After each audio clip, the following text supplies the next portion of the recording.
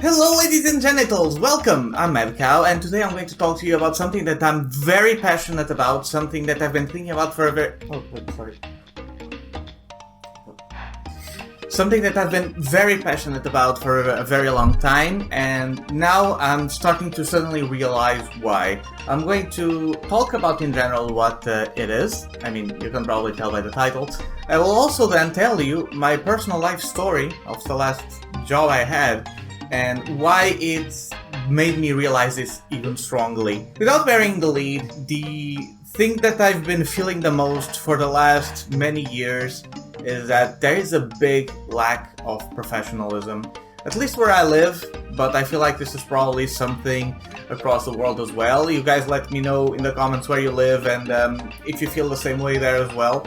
Nearly all the places I go, I rarely find people that are actually professional, that actually do the job well, that do the job properly, that do the job with a serious intent. It's becoming more and more clear as to why that is. I think I know some of the causes. I'm not the smartest person in the world, but one of the things that I do enjoy the most is learning. And every day I try to learn something else, whether it be an area that I'm already strong on, or whether it be an area that I've never tried before and I want to learn new things. And I think the biggest issue is probably that people are stuck in this mindset that ever since they are kids, they are told that they have to go to school, to get good grades, to then go to good college, and then get a good degree, and then you have a job that pays you good money, and having a job with a high salary is what will cause you to be successful and happy in life, and so on and so forth. And I believe that is the main cause for the lack of professionalism first. And secondly, I do believe that is a big lie. If you're someone that's still trying to kind of figure out yourself, I'm not going to tell you what to do and not to do, and school is definitely important. But I do feel like people oversell it a lot, especially if you're in America. Colleges in America are probably more expensive than most of the money I've made in my life. And colleges here, from my personal experience, I went to languages because I always liked languages and wanted to learn new languages and stuff. And in my personal experience, even though I apparently went to one of the best colleges in the country, I didn't feel like it was worth it, and we only we only pay about $1,000 per year for the actual college, and there are other expenses like housing and all that. But even at $1,000 per year, I got to the third year, and when I would basically get my bachelor's, and I wasn't really motivated by it, right? And I ended up not doing one of the courses, which was Russian. I didn't do some works and stuff and didn't quite pass the exam. But I did not feel like it would be very worth it to finish the degree. Because, yeah, maybe I would have gotten better money at jobs. But one thing I realized, and I'm going to start getting into my personal experience now, here readjusting the chair and stuff so I can look you deep in the eyes because they are very beautiful today. So, okay, let's start with my case. So, a few weeks ago I decided I haven't had a job for a little while. I've been trying to applying and stuff, but I've been trying to pick something that I do like. One of the big things that caused me to start moving forward is I sent my CV to a company that basically works on app security, and even though I don't really have a degree, I did have a high school equivalent course for IT programming and stuff, but I never really had much professional experience in the area or a higher degree in it. And even though I sent them their CV, and they wrote there in the cover letter, look, I might not have all of the professional experience, but I do like this line of work. I am very passionate about technology, I learn about it myself, so on and so forth. And they actually gave me an interview over the phone. I ended up not getting hired because I feel like probably my basics of the things they were asking, I probably lacked a little bit in that knowledge, which was good for me because I knew that I needed to focus more on that, and so I started working harder on my programming, and I'm also now taking a web development course and so on. But it made me feel like that indeed what I always had inside of me, that it's more important what you do, what you know, and your drive. That if I was the CEO of a company, I would look for someone who has a motivation instead of someone who has a degree. Because a degree, anyone can get it, while having a motivation, that's a bit different. So I then was looking through Facebook and all, and I saw a place nearby that was looking for a chef to cook in a kitchen, right? And I've been very passionate about cooking, like, since a few years ago. I've watched a lot of Gordon Ramsay videos and things of that nature. I've tried dishes, techniques, and I learn every day. It got to a point where my girlfriend stopped cooking outright because she says my food is better anyway, and I like cooking more now. And so I talked to them, I asked some questions, and then, okay, I started working like in a trial period. And then at the end, I would decide, and they would decide as well, because they're the bosses, of course, whether I would stay or not. So here's what happened. I went in there because even though I had cooked a lot and I like cooking, I have never worked in a professional kitchen before. I have been a waiter when I was 16, but I had never actually cooked in a professional environment. So it would be great for me. I would learn. I would probably learn some techniques, some new recipes and all that, and develop further. But as soon as I got there, I realized that I would not be learning anything from there. Because here's the thing. There was a girl there that was a bit younger than me, and she'd been working at that restaurant for about 7 years. And the first thing I did when I got there almost was I taught her how to use a knife, because she didn't know how to use a knife. She will use the wrong knives, which aren't a big of a deal.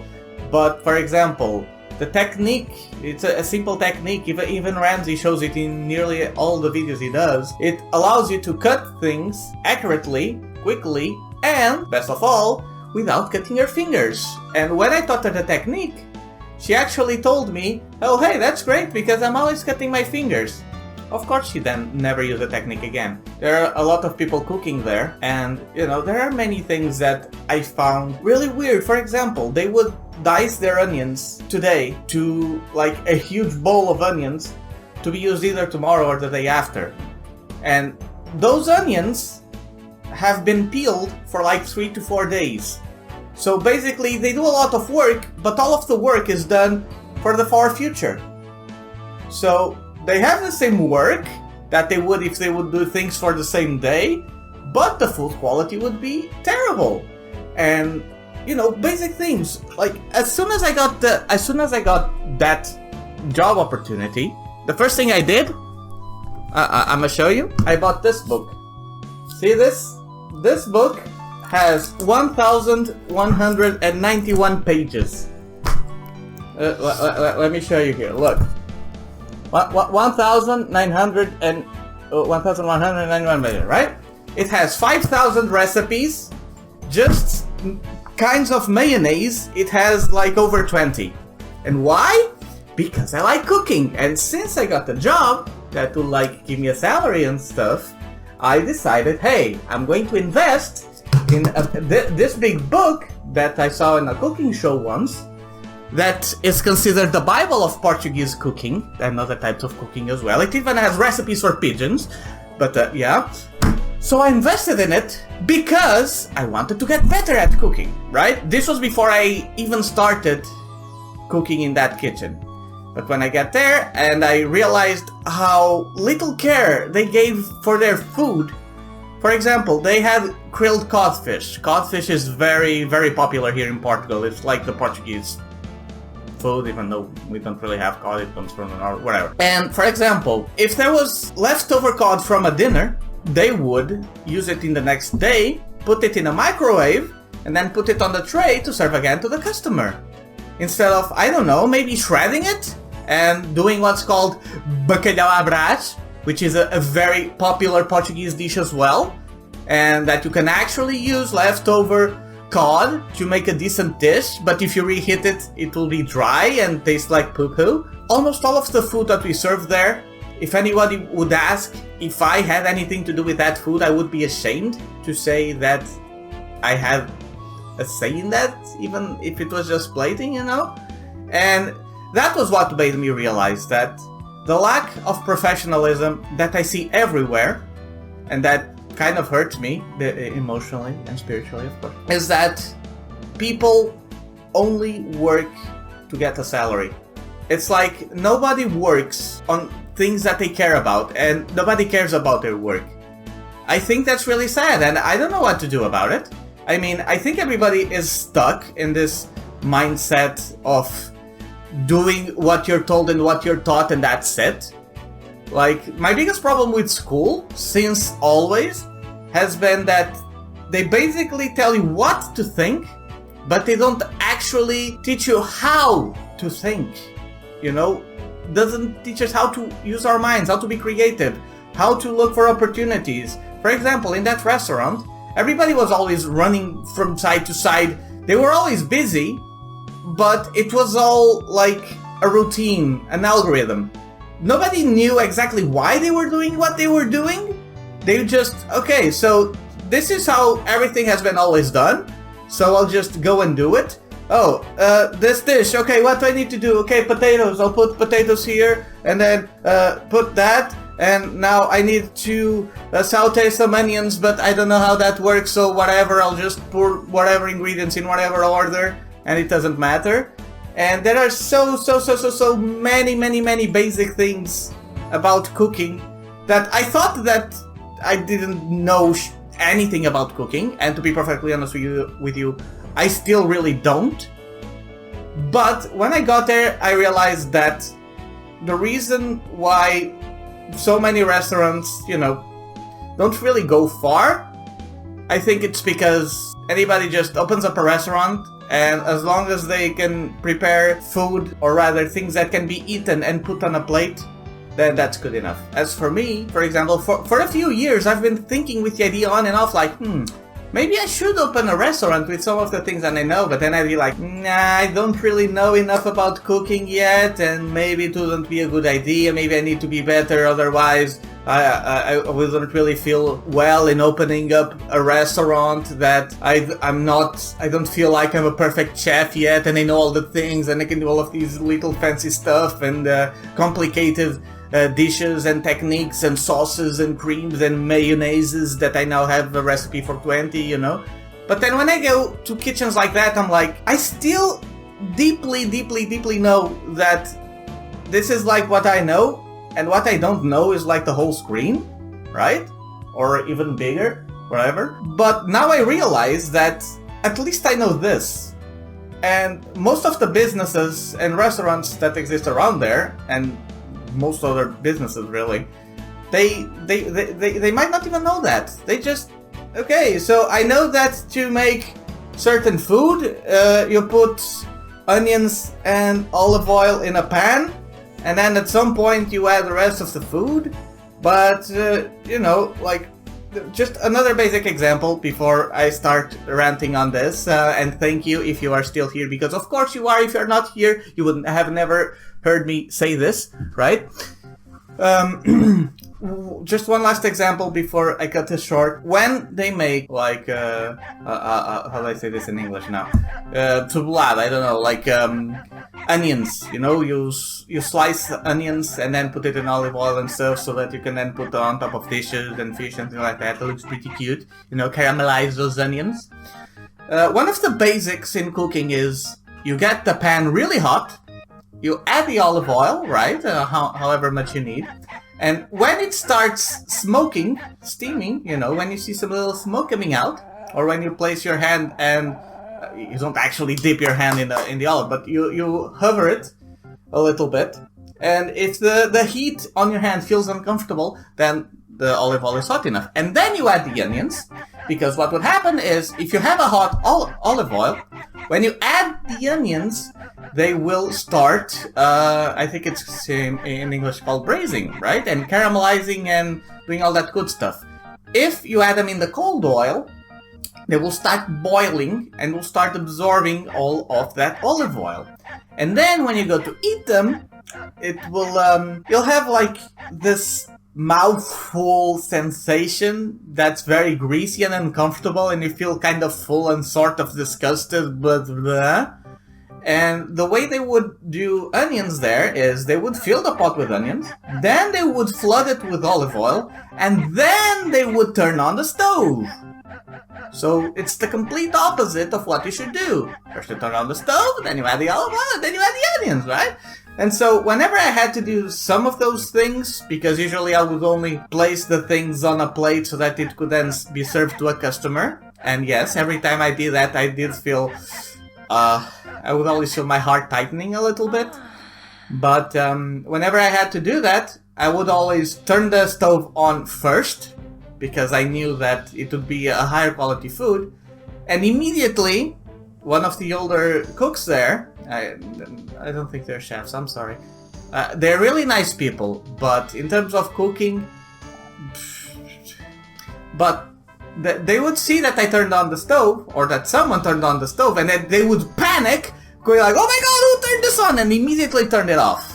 And then I would have to, okay, no, it's fine, I can take another stab in the heart, it doesn't hurt that much anyway. And then would have to see the food being made on cold oil. Not only that, but for example, when they were going to do sautéed legumes, which looked incredibly disgusting, they were just like boiled cabbages that then went to another frying pan. So I just explained that first you heat up the olive oil and then you add the ingredients, right? Garlic is the same thing. And when you add it, it's supposed to start sizzling because it's cooking.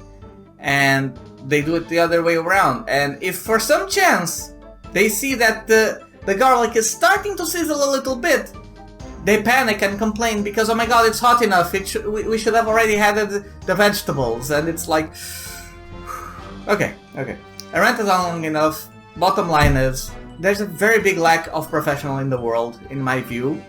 I really don't like that. I have made like an oath to myself that from this day onward, every job or work that I do, I will always look for one where I can be proud of what I do, not one that pays me well. Because, you know, I'm also studying money management and all those things, and I'm going to start looking for investment and all that so I can start raising my income anyway.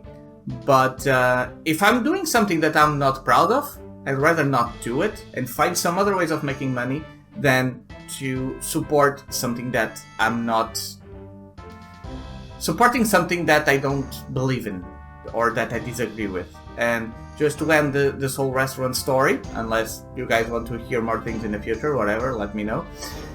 What I did after the first day I was there, instead of being there like a sponge trying to absorb all the information to learn how to be a better chef, I started absorbing everything I could about the restaurant and the staff and procedures that I thought was well made, that I thought was badly made, or that I thought that I needed some more information. And I had like a clipboard notebook, that I would write down everything I would find. And then I decided that, okay, I will stay in here for 1 week, even though it was very emotionally painful, as you can see. But at the end of the week, I will request a meeting with the managers. I will tell them everything I have to say. And then, depending on their reaction, I will either stay or I will either leave. It's fine either way. But yeah, so I did have a meeting with them. The meeting went very well. I explained the things. I think they either agreed or already knew of pretty much everything I said, except for maybe a few things, but we talked about it. Funny thing is, they also gave me feedback, which I also already knew or agreed with 99%. So it was very well. We ended on bad terms. I was there the other day, talking to them, not eating, of course. It was a very constructive conversation. I really thought so, but I ended up leaving because I think we all agreed that the biggest problem is that, you know, if the staff will not, you know, change and do things differently, and you know, some of them were old ladies, so they're already set in their ways. It's very, very hard to change people. It's easy to know what's right and what's wrong, but either I would be the head chef there and command the whole kitchen, or I would need to do the same as they did. And since I didn't have professional experience, which personally I wouldn't have minded, it would be a good challenge for me and all that. But yeah, they did have their business. It was sort of working. So if it ain't broke, don't fix it. But at the same time, you know, since I did not have that experience, I did not stay there to command the things.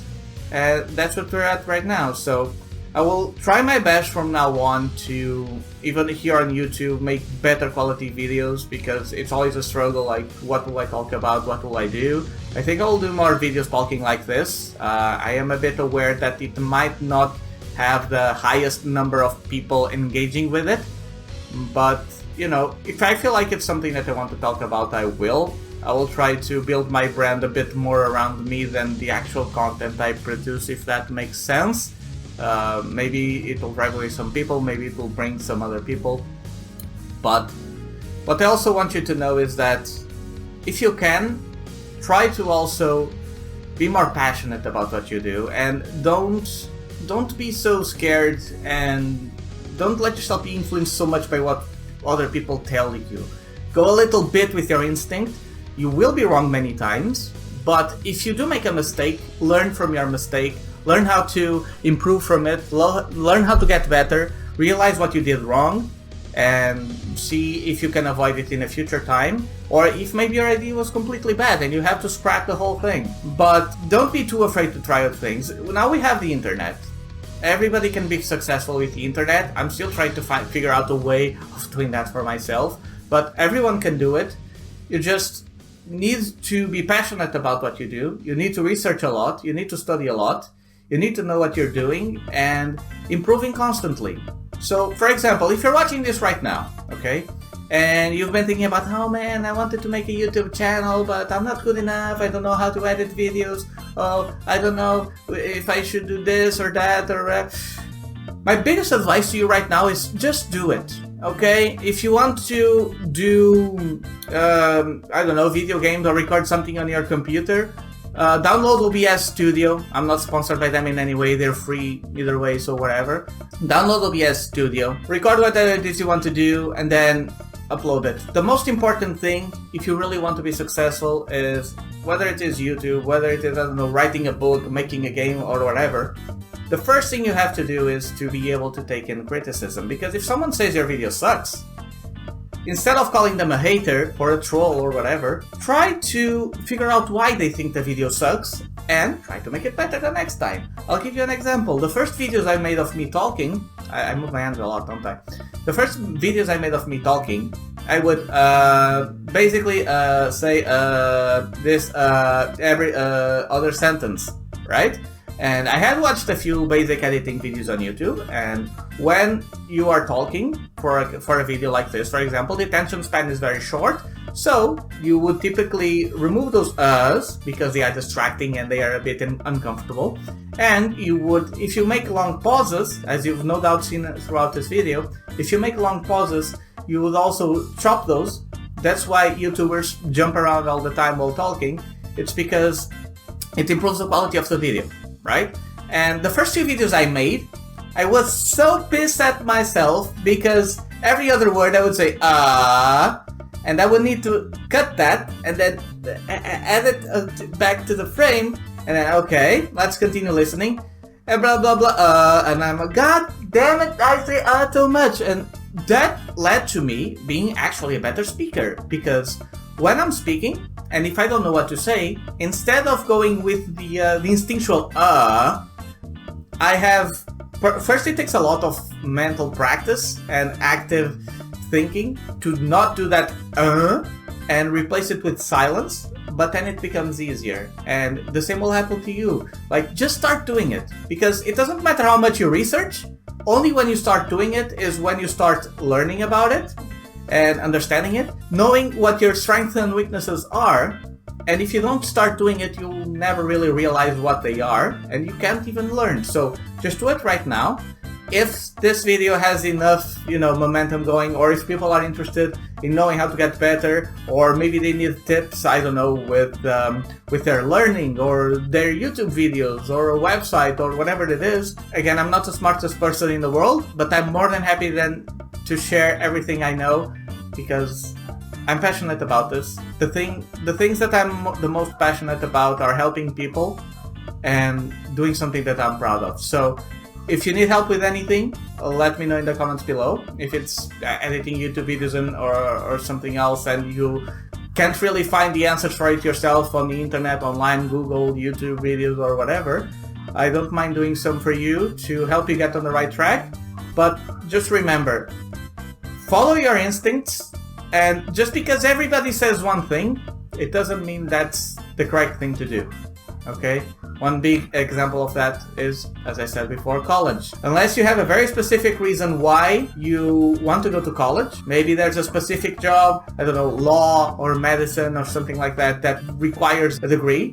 Or if there is something that you absolutely cannot learn somewhere else, or if you need networking, then by all means go to college. But if you can do those things on your own, it's likely going to be more effective in many areas than getting yourself in a huge amount of debt, especially if you're in America, and just going with everybody else tells you to. Okay? The richest people in the world aren't rich because they have good degrees. They are rich because they know how to think. They know how to look for opportunities. They know how to do what others aren't doing. And they know how to find their own success. Okay? Yeah, some were lucky, but many of them actually worked hard for it. And even though I don't really have a lot to show right now... Except my hair? Okay. Reverse controls. Oh, jeez. Okay. There we go. Even though I don't have a lot for myself, so take what I say with a grain of salt, but if I ever do get successful, I want you all to know that this is where it all started, and I hope that one day I will be very successful and I can help you also be very successful as well. So that will be it. I will not make a lot of advertising here, I guess, but if you do want to support me and stuff, there are a bunch of links in the description, but whatever, that's not the point of this video. However, I do want you to tell me, again, where you live, or, I don't know, if you don't really want to divulge too much personal information, say like, oh, I live in an European country, and yes, here are my stories of not professional people that I know of. You know, and I want to know if this perceived lack of professionalism exists everywhere or if it's just me. And I want to know if you guys are struggling with something or need some kind of advice that I can help with in some way. And yeah, that will be basically it. And just another ending example, I guess, because I like examples, is ever since a few months ago, I just buy, when I go to the butcher, I just buy the whole chicken and I cut it up myself at home because they don't care how they cut chicken. It's a professionalism thing. You just go in there with a big knife, chop it in half and then in a few pieces, and there you go. Bones all over the place. And I can cut the chicken cleanly. I can separate all of the parts of the chicken, leave all of the bones in the carcass right there, which I can then use to make a chicken stock, for example. And yeah, so follow your passions, follow your instincts, be wary of the risks, but don't be afraid to fail. And when you fail, and you will fail, everybody does, but when you fail, instead of being defeated by the failure, see what you can learn from it, and that is how you will grow. So, I'm Madcowe. Thank you all for watching this very long video. Probably not most of you stayed until the end, but hopefully those of you who did got something of value out of this. I might do some other videos like this in the future, but we'll see. So take care, stay passionate, and be professional. So thank you. Okay, thank you for your assistance. Okay.